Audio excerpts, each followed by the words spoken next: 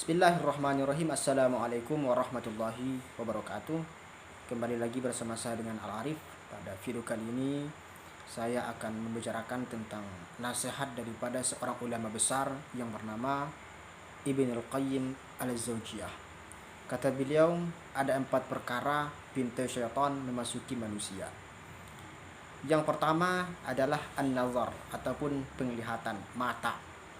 Kata Al-Quran, wahai orang-orang yang beriman, yaghudduna min absarihim, hendaklah kalian itu menutup, hendaklah kalian menjaga pandangan kalian, wa yahfazuna furujahum, dan hendaklah kalian memelihara farji ataupun kemaluan kalian. Dan begitu juga dikatakan kepada kaum perempuan, kaum Hawa, hendaklah kalian menjaga mata kalian, pandangan kalian untuk melihat hal-hal yang haram. Mata ini adalah sumber untuk menghantarkan kepada pikiran.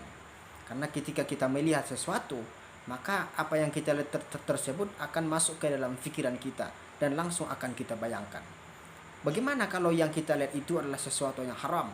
Apalagi kalau kita adalah seorang wanita, maka otomatis kita itu akan suka dengan pria. Begitu juga dengan yang pria ataupun yang laki-laki. Itu pasti ada kesukaan rasa suka kepada yang lawan jenis, yaitu perempuan. Dan itu sudah menjadi lumrah. Nah, rasa kesukaan ini kalau kita bawakan ke dalam nafsu ataupun keinginan saja, maka dia akan menjerumuskan kita ke dalam jalan-jalan selanjutnya. Karena ini salah satu pintu jalan syaitan, yang mana ini akan digodanya, akan dirasukinya manusia dan akan diselubungkannya ke dalam jalan yang tidak benar. Itu yang pertama. Kemudian yang kedua adalah berbicara banyak. Banyak berbicara, banyak ngomong. Jadi maksudnya di sini adalah bukan seorang yang berpidato ataupun seorang yang berceramah, tidak. Tapi maksud di sini adalah orang yang sering berbicara, tapi pembicaranya itu tidak ada alurnya ataupun tidak tahu apa artinya. Jadi dia itu hanya berbicara saja begitu. Kan banyak kita temui orang semacam ini ketika kita ngobrol bersama, maka itu dia aja yang selalu memegang mic kalau kita bahasakan. Dia aja yang selalu ngomong depan kita. Ketika kita mau ngomong, dia nggak memberikan kepada kita celah untuk ngomong. Jadi orang-orang yang seperti ini biasanya banyak salahnya. Dan ketika kita ingatkan, dia itu tidak mau, dia merasa benar.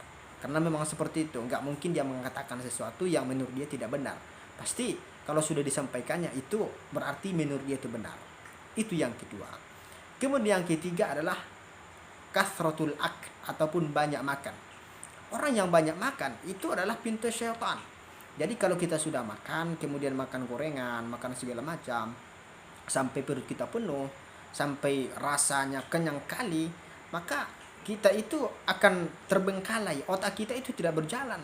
Tapi yang kita inginkan ya yang lain, yang kita inginkan tidur, yang kita inginkan ya pasti begitu, karena sudah enak, badan kita sudah enak. Tapi kalau ini kita hindari, bukan berarti saya mengatakan tidak boleh makan, tidak. Tapi artinya adalah makan itu harus kita kasih porsinya berapa. Jangan terlalu banyak dan jangan pula terlalu kecil. Jangan terlalu sedikit. Nanti kalau terlalu sedikit, maka yang terjadi mungkin badan kita akan sakit, badan kita nggak kuat, badan kita nggak fit. Tapi kita juga harus makan, tapi jangan terlalu banyak makan.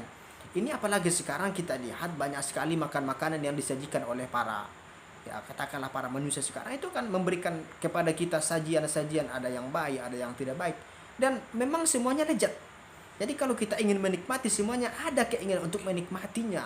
Tapi orang yang berpikir, orang yang punya pikiran yang waras, orang yang punya pikiran keagamaan, maka dia akan mencoba untuk melawan keinginan tersebut. Itu tidak terlalu banyak makan kecuali hal-hal yang memang dibutuhkan, bukan yang diinginkan. Karena banyak orang yang makan karena keinginan, bukan karena lapar, bukan karena membutuhkan. Itu makanya dia itu hanya mementingkan diri sendiri. Di luar sana masih banyak orang-orang yang tidak bisa makan, yang tidak bisa merasakan nikmatnya makanan. Dia tidak melihat itu. Tapi yang dia lihat adalah keinginan sendiri, bukan kebutuhannya. Itu yang ketiga. Kemudian yang keempat adalah pergaulan. Pergaulan ini sangat membuat kita itu berubah. Ada orang baik yang dulunya baik, tapi ketika dia berkawan kepada orang-orang yang tidak baik, maka itu akan automatically dia itu akan menjadi orang yang jahat. Itu bukan teori, itu memang fakta. Kalau ada kawan kita yang dulunya baik, kemudian berkawan dengan orang-orang yang tidak baik, maka dia itu akan menjadi tidak baik. Begitu juga dengan orang-orang yang bandel, dulunya tidak suka sembahyang, tidak suka sholat. Tapi kalau dia itu sering berkawan, sering bergaul dengan orang-orang yang suka ke majelis, orang-orang yang suka sholat, maka otomatis ini akan menular ke dalam dirinya. Itu otomatis. Jadi kalau kita ingin mengunci jalan-jalan syaitan untuk hal-hal yang lainnya, ataupun jalan-jalan lainnya untuk melakukan maksiat, maka cara yang keempat katanya Ibnul Qayyim al-Jauziyyah adalah jagalah pergaulanmu. Maka kata-kata seorang motivator, kalau kita lihat di video-video, motivator itu berkata, orang yang sukses itu akan mencari siapa kawannya.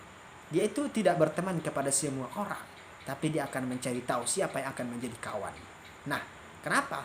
Karena itu akan sangat membantu sekali untuk kemajuan ataupun kesuksesan dia. Jadi itu 4 pintu syaitan untuk memasuki manusia, untuk menggoda manusia. Kalau yang 4 ini kita berhasil untuk melawannya, maka insya Allah kita akan terhindar dari godaan syaitan. Mudah-mudahan bermanfaat. Assalamualaikum warahmatullahi wabarakatuh.